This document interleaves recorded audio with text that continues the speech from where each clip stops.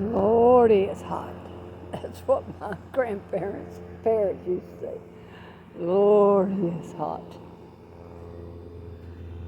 I got a problem with my tomatoes that I have never had before. It's caused from a virus, what I read. Now, some of the hybrids, like this Hossinator here, got some big old pretty tomatoes, hasn't caught it yet, but it's got that black tar soot looking stuff on this plum greasy feeling on the stalks and on the tomatoes themselves. Oh, I'm gonna need to harvest them. I sent my son out here yesterday evening to harvest cucumbers. Yeah. He said, I got 2. I knew when he come back in the house and said he had 2. He didn't do a good job. Look at that. I can see him this Anyway, I'm going to show you that. I cannot pronounce the name of it. But like I said, I've never had to deal with that one before. I've dealt with blight and all that. This is a new one. See this? See that black gunk right there? It's just like tar.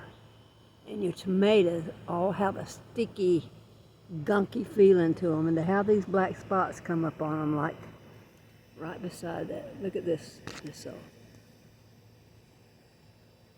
This that I should have broke off that I don't want. They have these little black spots come up on them. All of these heirlooms just about have them, except the cherry tomatoes. It says that cool and dampness causes it. Well, it hasn't been cool, and it hasn't been damp. We're in a drought. Look there. Blossoms do not form above 90 degrees. And then we've had above 90 degrees. Plus, it says that disease, if I could pronounce it, kills your plant. I'm hoping these hybrids here are immune to it. Look at this big old tomato here. No, they're not immune to it. See those little tiny black flecks on that? It looks like pepper. And it's sticky. It's absolutely sticky. I don't think, yeah, this is a hybrid. I don't remember which hybrid. Yeah, it's got it. It makes your fingers plumb greasy. And according to what I read, there's really nothing you can do about it. I see the little black specks on the vine now. What a shame.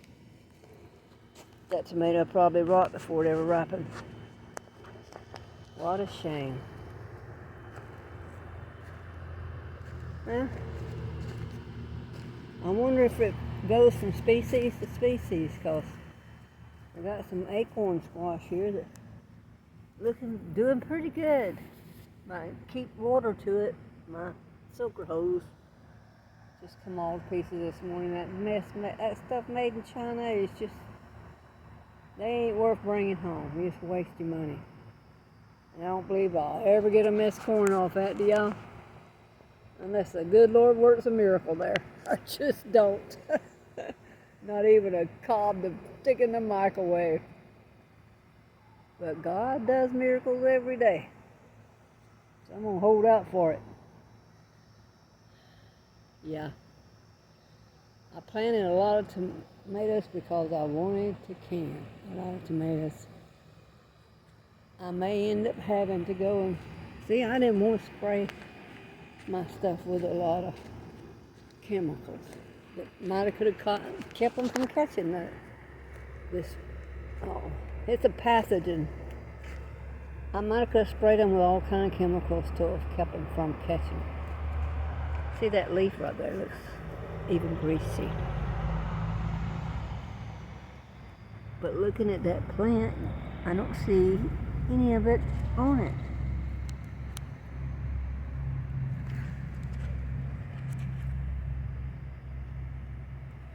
I don't know, maybe I should take out the plants that's the most infected with it. What do y'all think? Comment below and tell me what you think. Peppers are doing good. Finally putting on peppers, actually. I already picked some. The bugs like to have destroyed them. I want to straighten you out on something, because the Lord straightened me out on it. All this stuff I thought was garlic that grew up in my onion seeds were American flag leeks. And a few days ago, I was pulling them out to get rid of them and remembered, hey, I planted some American flag leeks and with my onions. So naturally I cut them up and put them in the freezer. I like the leek soup in the wintertime. So I just chopped them up like I was going to use them and froze them. But yeah, see, I almost threw them in compost pile. It pays to label. It pays to label. And it pays if you're people like me that's on up in age to keep a journal of what you have planted and where. And I'm going, Lord willing and helps me, I am going to do that from now on. Not only am I going to put popsicle sticks in everything to tell me what it is, I'm going to make I'm going to put a journal together. It shows me exactly what I planted where. And after I get it all planted, I won't move anything. See, a lot of this stuff has been moved and moved and moved, trying to give it sun. Oh, that's some pretty peppers already. I didn't know I already had peppers on that one, but that's a nice surprise. I don't think I need this little stick. Might need it somewhere else, like right here. Oh. This is a hot pepper. Anaheim hot pepper. I'll make pepper sauce and salsas out of these hot peppers, and also out of some of these bales. I got dill galore, and I'm probably gonna make a few dill pickles, not a lot. You know, it's so cheap to buy pickles if you buy the generics that you'd spend more money trying to make bread and butter pickles and dill pickles than it would cost you to buy a bunch of jars at the store and put them in your pantry. If you don't agree, let me know. I mean, I love homemade pickles, don't get me wrong. And I've never backed down from the work of making them. But my son he's never been crazy about sweet pickles. Now, he likes them in potato salads and stuff, you know, things that you put them in. He likes them that way, but to sit down and eat bread and butter pickles, I can do that, and I love them. I can eat them, you know, right out of the jar with a fork, not him. So I don't need a lot of pickles. And I'm not going to go out and buy all this stuff you have to add to make them when I can buy the generics cheap.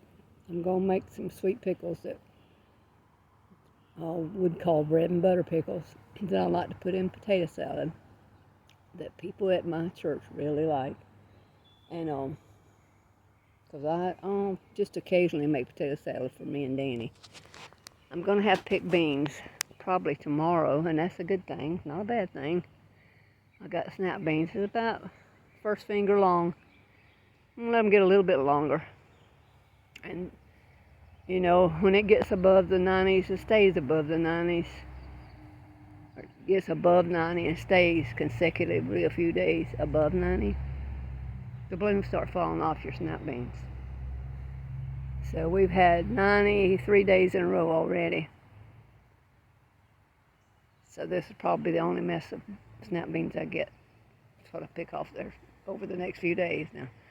Some have already formed beans, so I'm assuming they'll stay. It just won't keep making blossoms, and what blossoms it does make, they do make, usually fall off. That's been my experience. Tell me what your experience is. God bless. I hope everybody's had a fantastic week. Keep hydrated. Really keep hydrated. Read your Bible, folks. Know what's coming ahead. The Bible is the roadmap to heaven. And Jesus Christ is the way, the truth, and the life.